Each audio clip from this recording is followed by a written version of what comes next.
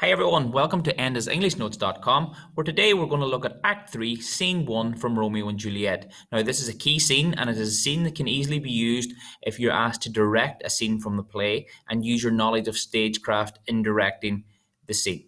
Okay, so we're just going to look through it here now. We're going to begin with Mercutio and Benvolio. They're on the street. So Benvolio tells Mercutio to come inside. It is a hot day and they want to avoid any fights with the Capulets. So the threat of the violence between the Capulets and Montagues is ever present when they're on the streets. Mercutio tells Benvolio he has started many fights and makes out that he is a saint. Okay, so he thinks that Benvolio believes he's a peacemaker when in fact he says he has started many fights. Tybalt enters and asks for Romeo, and Benvolio asks Tybalt to go somewhere private, but Romeo enters at this point.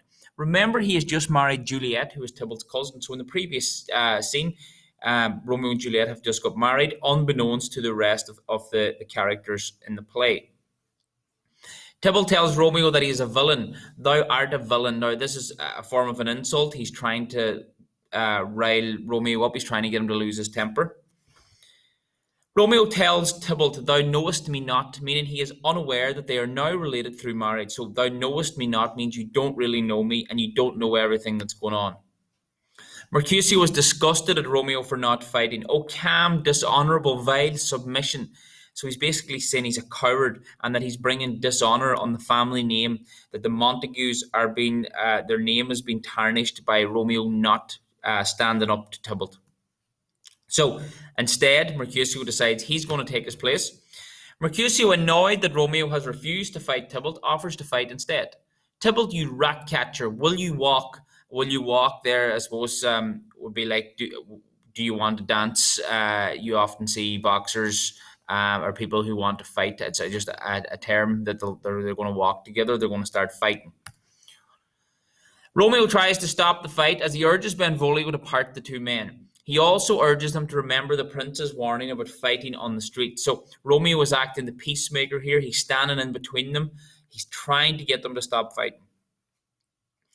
Tybalt wounds Mercutio under Romeo's arm, and it is clear that it is a fatal blow. So Romeo's standing in the middle, and Tybalt strikes Mercutio under Romeo's arm and strikes fatally, so we know that Mercutio is going to die. So Mercutio, while dying, offers his opinion on the feud between the two houses, a plague of both your houses. So he's basically, this feud is a plague that has infested both houses, and that people keep dying, and Mercutio was just the latest victim of this feud. Romeo is devastated at Mercutio's death and believes he died because of him. My very friend hath got his mortal hurt in my behalf. So he basically died instead of him, or he died fighting on his behalf. He also curses Juliet for making him weak and feminine. Oh, sweet Juliet, thy beauty hath made me effeminate. So he's saying basically his manlyhood, his will to fight has been taken down by the fact that he's got married. He's been too concerned with his love for Juliet instead of standing up the way a man should. Tybalt re-enters. So Tybalt had run away after killing Mercutio. So he re-enters the scene, and Romeo is furious with him for killing his friend Mercutio. Romeo says that now is the time for rage, and fire-eyed fury be my conduct now. He also says that either he or Tybalt must join Mercutio.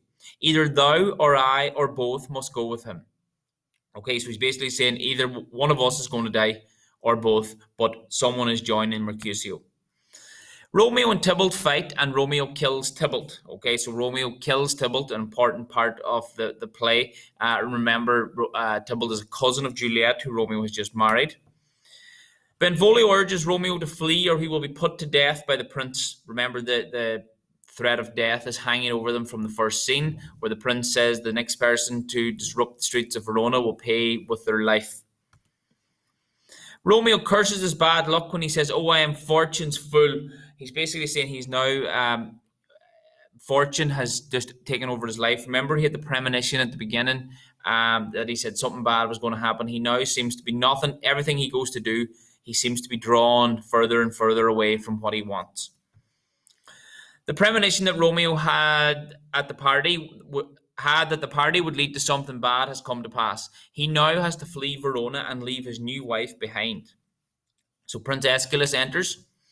Prince Escalus enters looking for those who have begun the fight, as they have killed a relation of his and Mercutio, so he's not happy because Mercutio is dead. Benvolio tells the prince that Romeo killed Tybalt, but only because Tybalt killed Mercutio. Lady Capulet interrupts Benvolio to mourn the death of Tybalt and demands that a Montague be killed to make up for the death of their cousin. So when they see Tybalt dead, they want revenge.